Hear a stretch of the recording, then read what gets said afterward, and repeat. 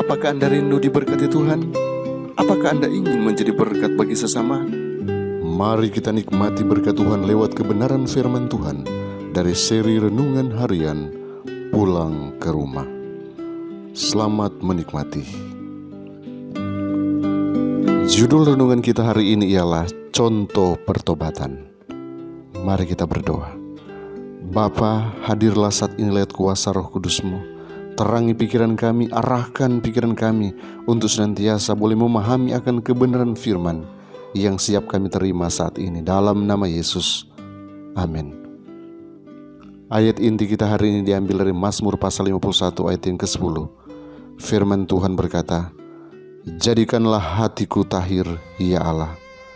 Saudaraku, apabila hati menyerah kepada pengaruh Roh Allah, maka hati nurani akan dihidupkan, dan orang yang berdosa akan melihat hal-hal yang dalam dan kekudusan dari hukum Allah yang suci, dasar pemerintahan Allah di sorga dan dunia.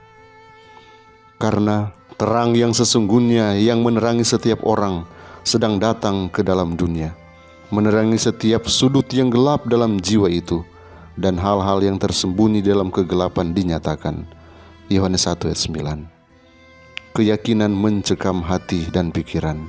Orang berdosa mengalami satu perasaan takut untuk menghadap dalam kesalahan dan ketidaksucian sendiri di hadapan Allah yang menyelidik hati manusia. Dia memandang kasih Allah, keindahan dan kegembiraan kesucian. Dia ingin disucikan dan dipulihkan dalam hubungan dengan sorga. Doa Daud setelah kejatuhannya menggambarkan keadaan duka sejati dari dosa itu. Pertobatan yang jujur dan dengan hati yang tulus dan dalam. Padanya tidak ada usaha hendak meringankan kesalahannya. Tidak keinginan melarikan diri dari hukuman yang mengancam, membuat dia tekun dalam doa. Daud melihat betapa besarnya pelanggaran yang dibuatnya. Disadarinya jiwanya yang kotor. Ia benci terhadap dosanya. Bukan saja keampunan yang dimintanya, tetapi juga hati yang bersih. Dia merindukan kegembiraan yang kudus supaya dipulihkan selaras dengan hubungan kepada Allah. Pertobatan semacam ini di luar kemampuan kita untuk memenuhinya. Itu dapat diperoleh hanya dengan Kristus yang sudah diangkat ke atas dan telah memberikan segala karunia kepada manusia. Alkitab tidak mengajarkan bahwa orang berdosa harus bertobat sebelum dia dapat menghargai undangan Kristus. Marilah kepadaku semua yang letih lesu dan berbeban berat, aku akan memberi kelegaan kepadamu.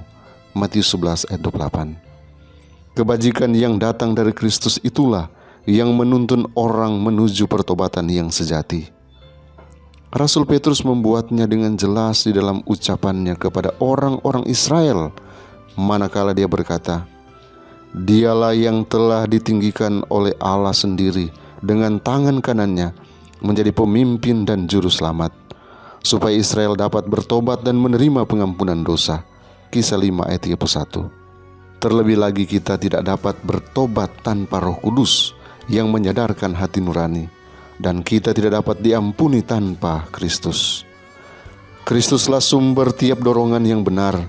Dialah satu-satunya yang dapat menanamkan di dalam hati kita sifat melawan dosa.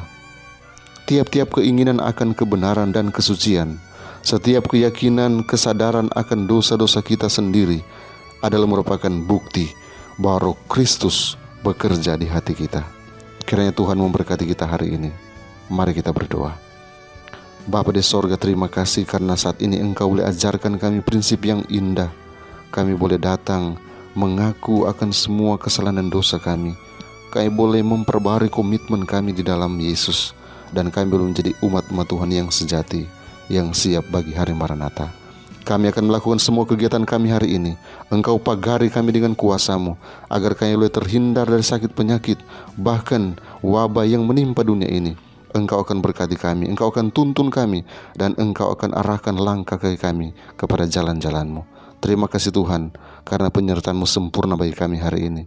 Karena kami serahkan kehidupan kami, semua rencana kami hanya dalam nama Yesus Tuhan dan Juru Selamat kami. Amin.